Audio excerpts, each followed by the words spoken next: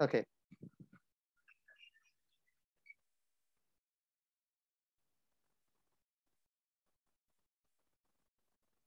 Okay, in the last class, we have discussed about in situ conservation. Okay, the different types of in situ conservation, that is the biodiversity hotspots. Okay, and next biosphere reserves, national parks. Okay, sanctuaries, and next sacred groves. Okay, these are the okay, with the different names. Okay, we are undergoing conservation of biodiversity at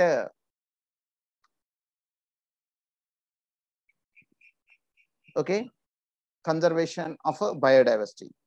Okay, and next one is ex situ conservation.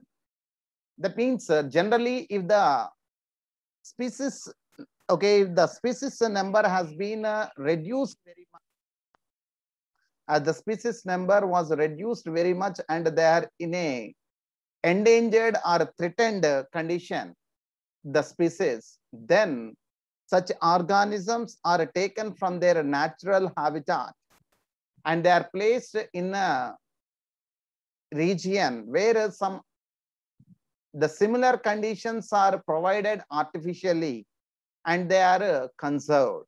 And such a phenomena, we are calling it as ex situ conservation. So that means ex situ conservation. In this approach, threatened animals and plants are taken out from their natural habitat and placed in special setting where they can be protected and given special care. So that means here the threatened animals and plants, whatever it is, whatever the organism might be, if it is in a threatened condition, the species number is very much reduced and they are going to undergo extinction in the very near future. Then in that case, okay, we are using this ex situ conservation by taking out the organism from their natural habitat and they are placed in a separate place, okay, separate places where they are given utmost protection and they are conserved. Okay, that is so what are the different ways by which we can undergo ex situ conservation? There is zoological parks. Okay, zoological parks. Okay, in okay, we can observe the big, okay, in case of certain cities, we'll find certain zoological parks. Okay, zoological parks where different animals and plants were placed and they are conserved. The okay, large number of people will visit these okay, zoological parks and they can observe these organisms. Okay, zoological parks. And next, botanical gardens. And next, wildlife safari parks serve this purpose.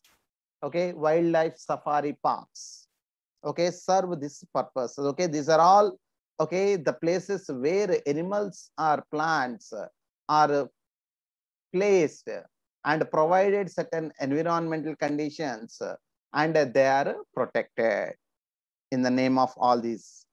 And next, these are, okay, there are many animals that have become extinct in the wild but continue to be maintained in zoological parks. Okay, that is when you observe here, okay, there are some animals, okay, there are some animals which have undergone extinction in the wild. That means in their natural habitat, they have undergone extinction, but still they are present, living in the captivity or in the zoological captivity means, okay, some protected area which is artificially maintained by the human. Okay, that is okay, those we can commonly call it as zoological parks or captivity regions. Okay, they have given utmost protection. Okay, and their number is gradually increased. Okay, and next, in recent years, ex situ conservation has advanced beyond keeping threatened species in enclosures. Okay, that means now, okay, the ex situ conservation, okay, that means with the advancement in science, with the advancement in science, we have developed some new other methods. Okay, some new methods. Okay, that is okay. In this, what happens means we are developed certain advanced techniques by which the threatened species can be placed in enclosures. Okay, that is, and along with that, now gametes of threatened species can be preserved in a viable and fertile condition for long periods using cryopreservation techniques. So that means, okay, with the advancement in science, we are using other methods for conserving or preserving the species. That is, the one is cryopreservation. The one important one is cryopreservation. That means the preservation of the organism's cells. Okay, it may be the gametes or cells or tissues, anything, okay, from which we can develop the organism. Okay, such are collected and they are preserved, okay, in a liquid nitrogen. That is why cryo means here liquid. Okay, cryopreservation. Okay, okay, liquid. That liquid, okay, that liquid is nothing but a liquid nitrogen, which will provide around minus 196 degrees centigrade. At that temperature, we can preserve any living cell or tissue, okay, in a viable condition for so many years. For so many years. So here what we are doing means we are collecting the gametes of threatened species and they are preserved in viable condition for many years. Whenever we require, that means when we think that the species have undergone completely extinction, then we can take out these gametes and we can undergo fusion, okay, and we can develop zygote, and this zygote is able to develop new organism. Such a mechanism we can develop. Okay, that's why. So, okay, now gametes of threatened species can be preserved in viable and fertile condition for long periods using cryopreservation techniques. Eggs can be fertilized in vitro. And next, that is whatever the gametes that we have obtained, okay, that we are preserving, and those gametes can be undergone fertilization in vitro, that is in the laboratory conditions. And the plants can be propagated using tissue culture methods. Okay, we have got a tissue culture method. Okay, by using this tissue culture method, okay, any part of the plant can be taken and can be used for a development of new plants. So that means we can use the propagation. Okay, that means we can propagate a new plants by using this tissue culture method, and this tissue is preserved in this cryopreservation for many years, which are obtained from the plants when they are living. So when they undergo extinction, we can make use of those tissues, and we can develop the new plants by using this tissue culture method. And next one is the seeds. Okay, the seeds. Okay, we can also collect the seeds. Okay, the seeds of different genetic traits, okay, genetic strains of commercially important plants can be kept for long periods in seed banks. Okay, we have got seed banks. Okay, in this seed banks, what they will do means they collect the seeds of different genetic strains. For okay, that is okay, even if a plant breeder wants to develop a new plant, always he will use only the wild varieties primarily. First of all, he will select the wild varieties, and by crossing those two wild varieties, he will improve the new varieties. So every time he will make use of wild plant, but usually the wild plants are not available in natural conditions. So for that purpose, what these plant breeders are doing means they are maintaining certain seed banks. Okay, in these seed banks, the seeds of these wild plants or different varieties of plants are collected and they are preserved and stored. Whenever they require, they are making use of that. Okay, in these seed banks, the seeds can be preserved for a longer period of time. Okay, these are all the different ways of ex situ conservation. That is by using zoological botanical gardens, okay, and next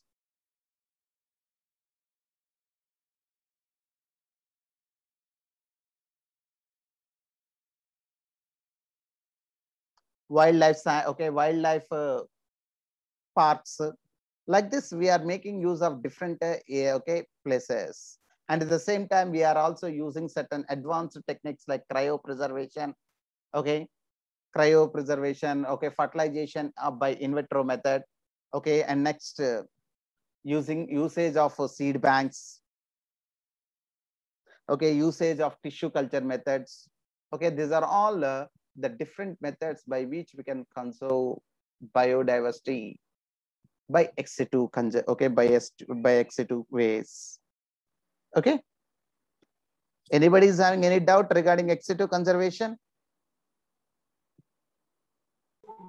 No, sir. And next, what are the steps that are taken by the human, okay, to undergo this biodiversity conservation? What okay, what are the treaties, or what are the meetings that are held? Okay, that is so that's what we can see here. Biodiversity knows no political boundaries, and its conservation is therefore a collective responsibility of all nations. Okay, here the term biodiversity refers to all the living organisms that are present on the earth. It is not confined to one place or other place. Simply, okay, we'll say diversity. If you if you take into consideration only a small ecosystem or small area, and the different organisms or different plants and animals that are present in that area, we simply call it as diversity. If we are using the term biodiversity, means it refers to that all the organisms present on the earth. It may plant, animal, and microorganisms. That's why. So the biodiversity has no boundaries, because it refers to okay, it refers to the total organisms that are present on the earth. So the conservation of biodiversity is not the responsibility of one nation, or it is not the okay responsibility of only developed countries or developing countries. Okay, it is the responsibility of all the nations that are present in the world. Then only we can achieve this conservation of biodiversity. So in this regard, okay, what are the steps that were taken? Means the historic convention. Okay, the historic convention on biological diversity, the Earth Summit, held in Rio de Janeiro in 1992, called upon all nations to take appropriate measures for conservation of biodiversity and sustainable utilization of its benefits. So, okay, a meeting was held. That means here the convention means a meeting. Okay, a meeting, first time a meeting was held in the year 1992. Okay, at a place called Rio de Janeiro. Okay, Rio de Janeiro. Okay, okay, and that was called as the Earth Summit. That means to protect the earth. Okay, to protect the earth, or to protect the different types of living organisms that are present on the earth. That is okay for the conservation of biological diversity. Okay, a meeting by the name called the Earth Summit was held in the year 1992, Rio de Janeiro. Okay, and in that, okay, the different nations were gathered. Okay, the different people from different nations were gathered, and they have discussed. Okay, they have discussed about okay, how to conserve different biodiversity.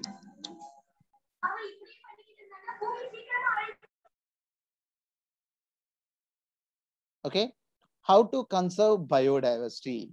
Okay, what are the measures we have to take, and what are the organisms that are in a threatened condition, what are in endangered condition.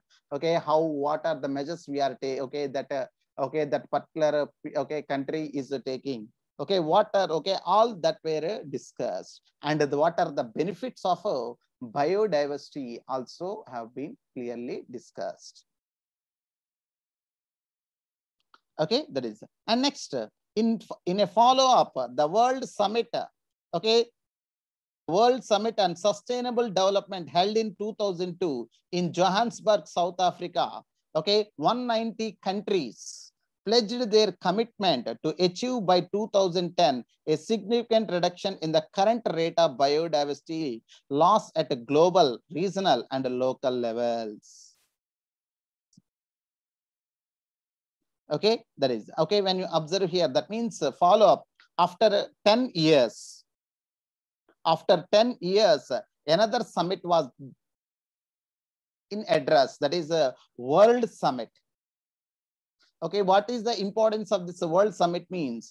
The importance of this World Summit is sustainable development. That means, okay, the development of any country has to be done, okay, without disturbing the nature. Okay, the development should not be done at the cost of biodiversity. Loss of biodiversity, at the loss of biodiversity, at the cost of loss of biodiversity.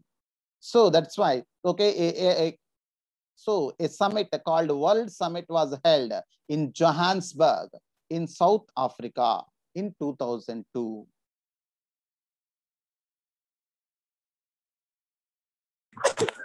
Okay. Okay, in 2000, okay, in 2002. Okay, and okay, around 190 countries have gathered over there. Okay, the different people, okay, there are a large number of people from different countries, around 190 countries have, okay, gathered over there, and they pledged. That means they have taken, okay, the pledge, okay, to bring down the loss of biodiversity, to bring the rate of loss of biodiversity to minimum level by 2010. Okay, at a global level, that is at all over the world, okay, regional level and local levels. Okay, that country, what they are doing, or okay, if you take a state, okay, within the state, what they are doing, what are the measures they are taking, all that has been discussed thoroughly in that World Summit to bring this loss of biodiversity to minimum level. Okay, that is. And later in the 2012, also, okay, this same, okay, this Earth Summit or the World Summit has been conducted in India. Okay, in 2012. Okay, it was held in Hyderabad. Okay, the different people, okay, the different people from different countries have attended there, and they also okay discussed about a different okay, what are the steps to be taken to reduce this loss of diversity. Okay, so for every 10 years they are gathering at one place, and they are trying to, okay, reduce this biodiversity loss due to human activities. Okay, that is about this biodiversity and conservation. Anybody is having any doubt? No, sir. So this is okay. This okay. This last paragraph is very, very important. Okay, in the NEET examination, they have asked a lot of times. Okay, the year, the place, and the name of that summit. Earth Summit, World Summit. Okay, Earth Summit during 1992 in Rio de Janeiro. Okay, World Summit in the year 2000. Okay, 2002, South Africa. Okay, so that's what you have to remember very thoroughly. Okay, anybody, any other doubts related to biodiversity and conservation?